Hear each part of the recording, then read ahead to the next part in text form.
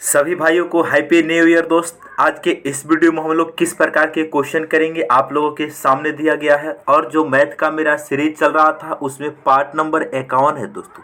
जिसने part number 50 तक नहीं देखे हैं इस वीडियो के डिस्क्रिप्शन में चले जाइए, वहां से सारा वीडियो आपको मिल जाएगा। ठीक है। यदि आप चाहते हैं हमसे टेलीग्राम चैनल पे जुड़ना तो इसके डिस्क्रिप्शन में टेलीग्राम चैनल का लिंक है, आप वहां से जाकर जुड़ सकते हैं। ठीक है दोस्त, तो चलिए शुरू करते हैं सवाल नंबर 1 से। सवाल नंबर 1 काफी बढ़िया सा प्रश्न है, ध्यान से सुनेंगे और समझने का प्रयास करेंगे। मेरे दोस्त मेरे भाई, क्वेश्चन बोला गया है क्या, निम्नलिखित में से कौन सी 3 अंकों की सबसे बड़ी संख्या 13 से विभाज्य है। बहुत बढ़िया बात बताया है। क्या बताया है, निम्नलिखित में से कौन सी संख्या 3 अंकों की सबसे बड़ी है जो 13 से विभाजित है। मेरे दोस्त आप चाहो तो इस क्वेश्चन को ऑप्शन के अकॉर्डिंग सॉल्व कर सकते हो। बारी बारी से सभी ऑप्शन को चेक कर लेंगे, कौन सा ऑप्शन 13 से विभाजित होता है, हमारा आंसर होगा।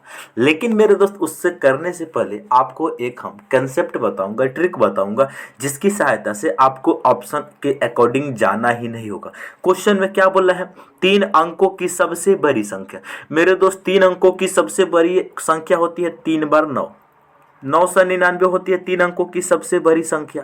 आप क्या करेंगे, आपसे क्या बोला है, 3 अंकों की सबसे बड़ी संख्या बताइए जो 13 से विभाजित है। तो सबसे पहले आप चेक करेंगे कि 3 अंकों की संख्या सबसे बड़ी होती है 999। क्या 999 13 से भाग जाता है कि नहीं, चेक करेंगे। ठीक है, 13 से भाग जाता है कि नहीं। 13 सतह कितना हो जाएगा मेरे दोस्त, 91। 13 सतह 91 हो जाएगा जी बिल्कुल।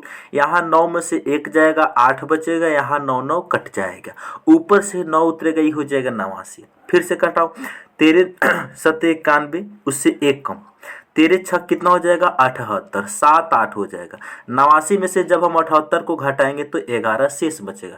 11 क्या बचा दोस्त, शेष बचा। इसका मतलब है 3 अंकों की सबसे बड़ी संख्या 999 है। अगर इसमें से हम 11 घटा देंगे, 11 शेष बच रहा है, 11 घटा देंगे तो जो संख्या आएगी ना वो 13 से पूरा पूरा कटेगी ही कटेगी। 9 में से 1 जाएगा तो 8 बचेगा, यहाँ 9 में से 1 जाएगा तो 8 बचेगा, यहाँ 9 बचेगा। इसका मतलब 3 अंकों की सबसे बड़ी संख्या 988 जो 13 से पूर्णतः विभाजित है। आप इस तरीका से करेंगे, ऑप्शन सी इसका सही आंसर होगा। ठीक है, आपको करने का तरीका ये है। दूसरा तरीका ये भी है कि आप बारी बारी से सभी ऑप्शन को आप चेक कर सकते हैं। लेकिन मेरे दोस्त यहाँ पर 575 जो है ये सबसे बड़ी नहीं है, तो ये तो ऐसे ही देखते आप गलत कर सकते हैं। ठीक है, ये तीनों को आप चेक कर लेंगे। लेकिन चेक करने से बेटर होगा कि 3 अंकों की सबसे बड़ी संख्या 999 होती है। इसको भाग देकर जब हमने चेक किया तो 11 शेष बचा, 11 शेष बचा। इसका मतलब ये हुआ कि 999 में से 11 जब हम घटा देंगे दोस्त तो जो भी वैल्यू आएगी ना वो 13 से पूरा पूरा कट ही जाएगी। ठीक है, तो इस तरीका से करना दोस्त। चलिए, उम्मीद है कि आप इन सवाल को समझ गए होंगे। अगला सवाल कह रहा है, यदि संख्या इतना 11 से विभाज्य, यानी जो संख्या दिया है ना दोस्त वो 11 से विभाज्य है, तो अंक x का मान ज्ञात कीजिए।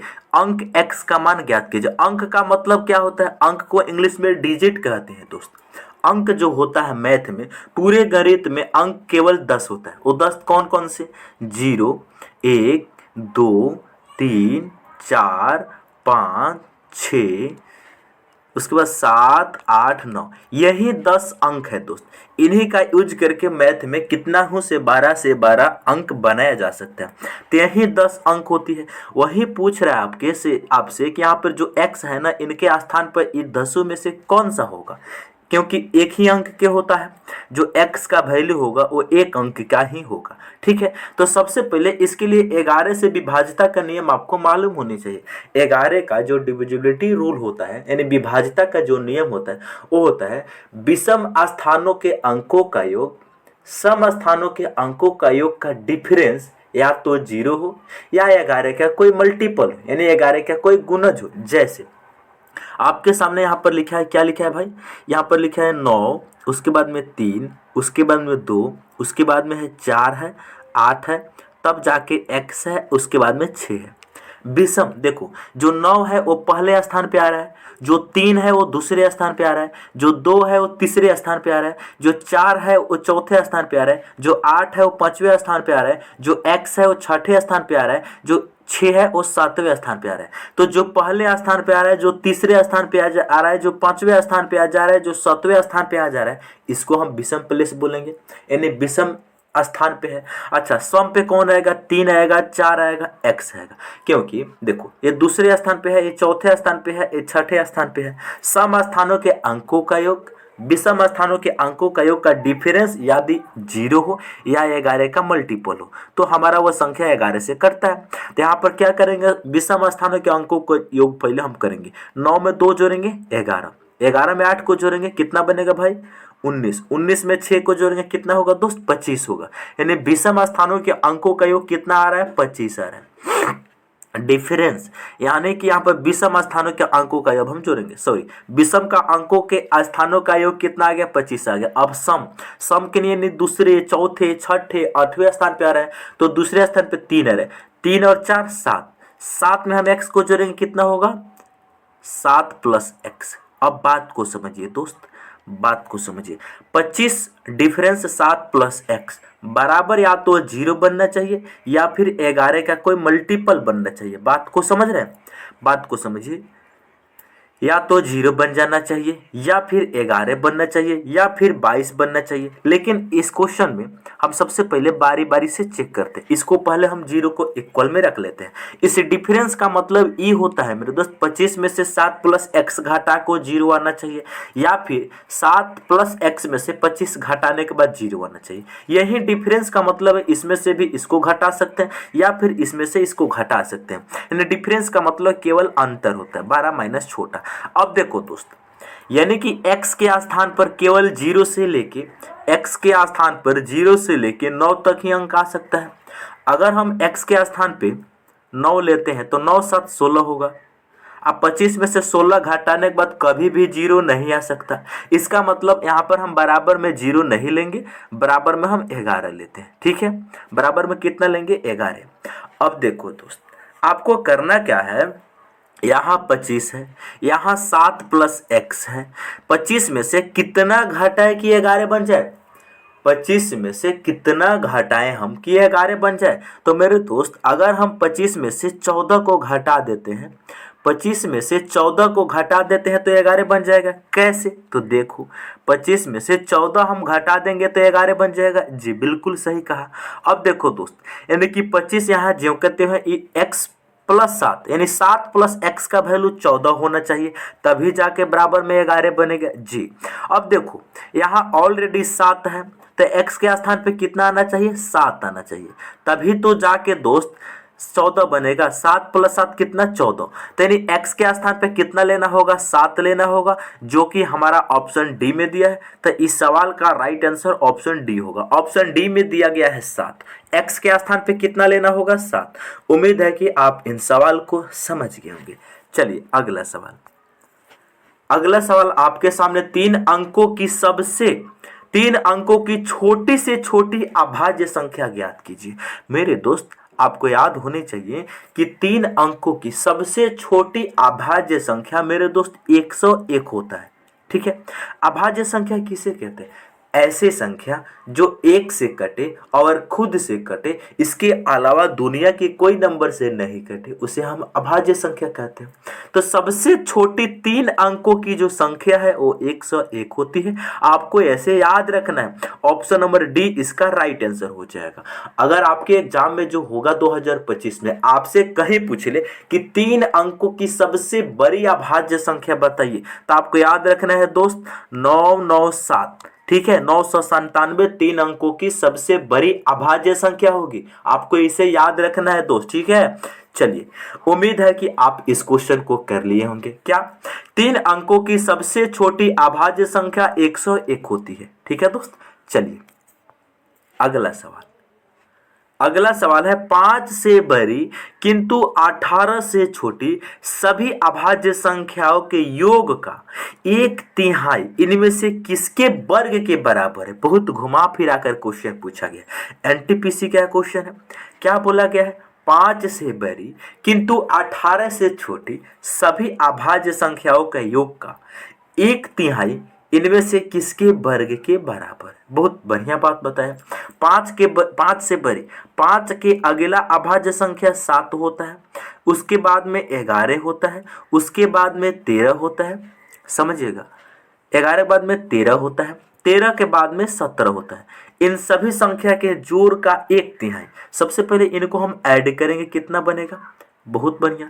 देखो जब हम 7 में 11 को जोड़ेंगे कितना बनेगा भाई, 18 बनेगा। अच्छा यहाँ 13 में जब हम 17 को जोड़ेंगे तो कितना बनेगा, 30 बनेगा, 30 बनेगा। अच्छा 30 में जब हम इस 18 को जोड़ेंगे कितना बनेगा, 48 बनेगा। यानी सभी का सम कितना आ जाएगा दोस्त, 48 आ जाएगा। 48 का 1/3, इनका 1/3 का मतलब 1/3 ले लेंगे। 48 का 1/3 कितना हो जाएगा, 16 हो जाएगा। ये जो ऑप्शन दिया है इसके किसके वर्ग के बराबर है, तो 16 का जब हम वर्गमूल लेंगे तो 4 का स्क्वायर हो जाएगा। 16 को हम लिख सकते हैं 4 का स्क्वायर, तो ऑप्शन हमारा डी सही होगा। उम्मीद है कि आप इन सवाल को समझे होंगे। क्या क्वेश्चन बोला है भाई, जो भी यहाँ पर 5 से बड़ी और 18 से छोटी अभाज्य संख्या है, सभी संख्या के योगफल का 1/3 का जो वर्गमूल है वो 4 है। यही तो क्वेश्चन बोला है कि 1/3 इनमें से किसके वर्ग के बराबर है भाई, तो 4 के वर्ग के बराबर है। ठीक है, किसी भाई बहन को कोई दिक्कत, कोई परेशानी, मेरे दोस्त अगर आप लोगों को समझ में आता है ना तो वीडियो को लाइक करें दोस्त, और अपने दोस्तों के पास शेयर करें प्लीज। चलिए अगला सवाल। अगला सवाल है, यदि किसी संख्या के 1/4 का, किसी संख्या के 1/4 का 2/3 32 है तो वह संख्या बताइए। आरपीएफ एसआई 2019 में पूछा गया था। क्या बोला, मान लीजिए संख्या मेरे दोस्त पी है, ठीक है, इसका 1/4, 1/4 का मतलब 1/4, फिर से इसका का मतलब गुना, तो फिर से इसका 2/3 यानी 2/3 कितना है भाई, 32 है। तो हमें संख्या यानी कि पी का मान बताना है। आपको क्या करना है दोस्त, ध्यान से सुनेंगे, कुछ भी नहीं, ऊपर से ऊपर हम काट देते हैं, फ्रैक्शन का नियम है। ये 2 एकम 2, 2 से 32 कटेगा 16 बार में। यहाँ से दोस्त पी का वैल्यू हम निकालेंगे, क्या होगा 16। जो 4 इधर डिवाइड में है इधर जाएगा तो मल्टीप्लाई में होगा, जो 3 इधर डिवाइड में है इधर जाएगा तो मल्टीप्लाई में होगा। तो कितना होगा, 16 चौका 64, और 64 गुना 3 हम करेंगे, कितना होगा, 4 तिया 12 के 2, 4 तिया 12 के 2, कैरी 1, छात्र की 18 और 119, 192। ऑप्शन डी इस सवाल का सही आंसर होगा। हम उम्मीद करते हैं कि आप इन सवाल को बेहतरीन तरीका से समझ गए होंगे। किसी भाई बहन को कोई दिक्कत नहीं। चलिए दोस्त अगला सवाल। अगला सवाल काफी बढ़िया है, कह रहा है 4/5% का मान इनमें से किस भिन्न के बराबर है। आपके सामने ऑप्शन दिया गया है 4, एनटीपीसी का सवाल है। देखो प्रतिशत का मतलब होता है मेरे दोस्त बटा में 100, कुल मिला के बात इतना सा है, प्रतिशत का मतलब बटा में 100 होता है, या फिर 1/100 भी तुम बोल सकते हो। ठीक है, वही बोला है 4/5% का मान इनमें से किसके भिन्न के बराबर है। तो आपको करना क्या है, 4 लेना है, बाटा में कितना है, 5 है।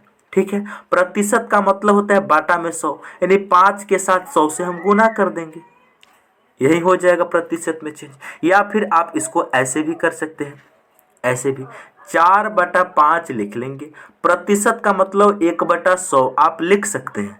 ठीक है, अब देखो 4 से 100 कटेगा 25 बार में, ऊपर में रहेगा 1, 5 गुना 125 कर 5 गुना 25 करेंगे 125 आएगा। ऑप्शन नंबर बी में दिया गया है। इस सवाल का राइट आंसर ऑप्शन बी होगा दोस्त, ऐसे सवाल पूछा गया था। चलिए अगला सवाल। अगला सवाल मोस्ट इंपोर्टेंट सवाल है दोस्त, आप इस क्वेश्चन को बिल्कुल भी टिक करेंगे, ऐसा सवाल आपके एग्जाम में आ जाएगा। देखो दोस्त, हम ऐसे क्वेश्चन के लिए डायरेक्ट देखो 1 plus 2 plus 3 plus dot dot dot plus 30 plus 31 तक प्लस हुआ है, फिर 31 के बाद 30 घट गया, 29 घट गया, डॉट डॉट डॉट करके 1 तक आ गया।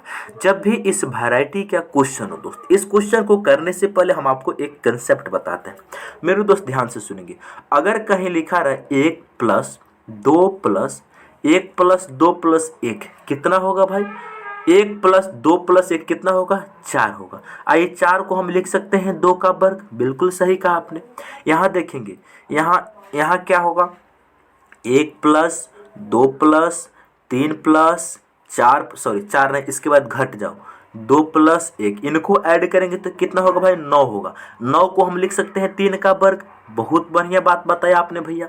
यहाँ देखेंगे 1 प्लस 2 प्लस 3 प्लस 4, ठीक है, उसके बाद घटो, 3 प्लस 2 प्लस 1, इनको जब हम ऐड करेंगे तो ये बनेगा 16, और 16 का 16 जो होता है 4 का वर्ग होता है। ये बताइए दोस्त, यहाँ से आपको कुछ लॉजिक समझ में आया? देखो, जब भी 1 से शुरू हो, 2 तक गए हैं, 1 से लेकर 2 तक गए हैं, 2 के बाद 1 पर वापस आ गए हैं, इनको जब हमने जोड़ा है तो कितना मिला है, 4 मिला है। 4 जो होता है 2 का वर्ग होता है। अच्छा, 2 कहाँ से आया है, देखो यहाँ बीच में जो सबसे बड़ी नंबर है 2, इन्हीं का वर्ग यहाँ पर आया है जोड़ने के बाद। बिल्कुल सही कहा आपने। यही ऑब्जर्व हमने की, यही हमने कल्पना करा कि देखो 1 से लेकर 3 तक हमने जोड़ा, 3 के बाद पुनः 1 पर पहुंच गए तो 9 मिला। 9 3 का वर्ग होता है, यानी बीच में 3 आया है, इनका स्क्वायर होता है। वही लॉजिक यहाँ पर देखेंगे दोस्त, 1 से लेकर हम 4 तक गए हैं, 4 के बाद हम 1 पर वापस आ गए हैं तो 16 मिला है। 16 4 का वर्ग यानी बीच वाले नंबर का वर्ग हुआ है। यही लॉजिक दोस्त यहाँ पर लगेगा। जब इससे बड़ी नंबर दिया तो यही कल्पना करके यहाँ पर हम आंसर निकालेंगे। जब छोटी नंबर में हो क्या रहा है, जब एक नंबर से बड़े नंबर पे जा रहे हैं, बड़े नंबर से फिर 1 पर आ रहे हैं, तो जो यहाँ पर सबसे बड़ा है ना, उनका स्क्वायर के सम आता है, स्क्वायर के बराबर सम आता है। सेम लॉजिक यहाँ लग जाएगा।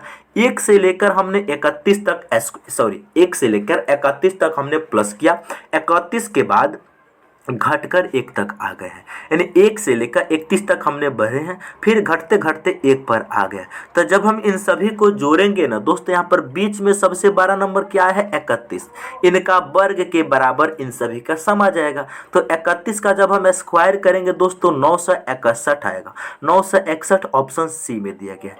ये बताइए आप समझे कि नहीं समझे मेरे दोस्त? जो यहाँ पे छोटा छोटा नंबर लेके हम समझाए हैं, अगर आपको ये बात समझ में आ गया है तो यही के अकॉर्डिंग इसका आंसर भी उसी तरह निकाला जाएगा, क्योंकि यहाँ पे जो बड़ा नंबर है उन्हीं का स्क्वायर करने पर जो सम आएगा वही बराबर होगा। तो इसी प्रकार 1 से 31 तक गए हैं, 31 के बाद 1 पर फिर वापस आ चुके हैं, तो इनका जब हम जोड़ेंगे ना तो 31 के स्क्वायर के बराबर आएगा। ठीक है भाई, चलिए अगला सवाल।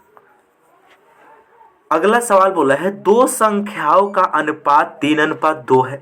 यदि पहली और दूसरी संख्या में से क्रमशः 8 और 6 घटा दिया जाता है तो वह अनुपात 8:5 हो जाता है।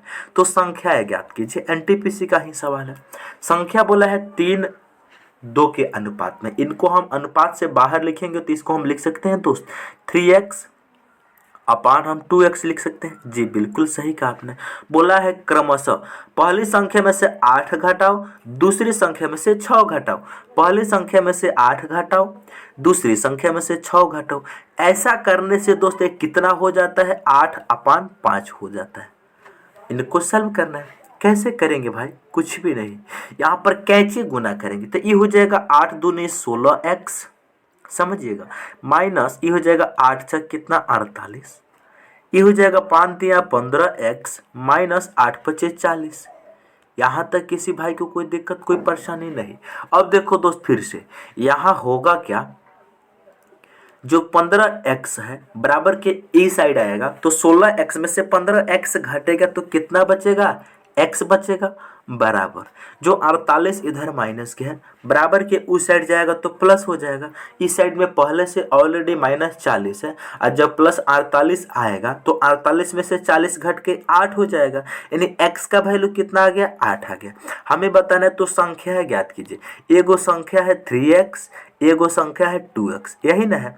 तो 3x x के स्थान पे 8 रखेंगे, 8 तिरकी 24 होगा, इसके स्थान पे रखेंगे तो ये हो जाएगा 8 दूनी 16, तो 24 16 ऑप्शन बी इसका सही आंसर होगा। उम्मीद है कि आप समझ गए होंगे ऐसे सवाल को। चलिए अगला सवाल।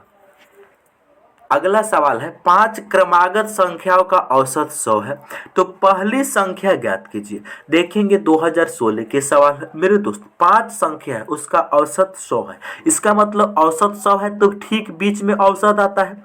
यानी कोई भी संख्या के ठीक बीच में औसत होता है, इसके बाद में दो गो संख्या होगा, इसके पहले भी दो गो संख्या होगा। तो 5 क्रमागत संख्या, क्रमागत का मतलब होता है लगातार, ठीक है।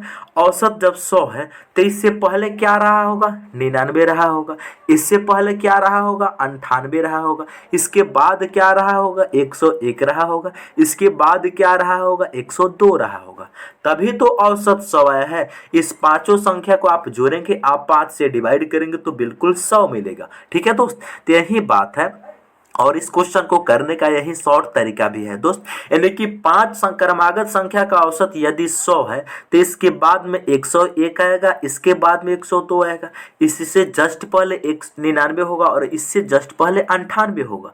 हमें बताना है पहली संख्या सबसे पहली, तो पहली संख्या कितना आया है, 98 आया है। तो इस सवाल का राइट आंसर 98 ऑप्शन ए होगा।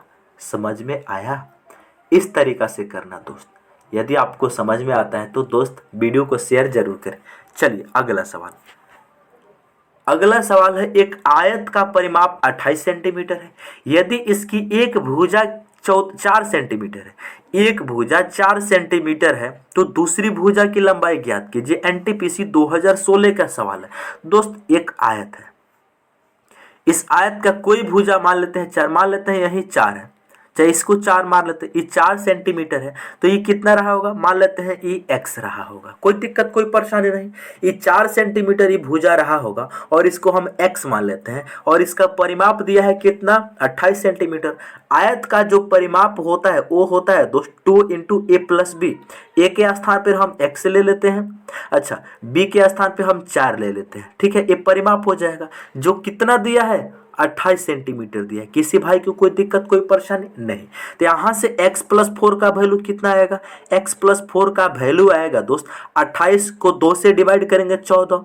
यहाँ से x बराबर कितना आ जाएगा दोस्त, 14 में से 4 जाके घटेगा 10। तो यहाँ से x का वैल्यू 10 आ गया। हमसे पूछा गया है दूसरी भुजा की लंबाई, दूसरी भुजा x माना था जिसका लंबाई आ गया 10 सेंटीमीटर। ऑप्शन नंबर सी इस सवाल का सही आंसर होगा, ठीक है दोस्त।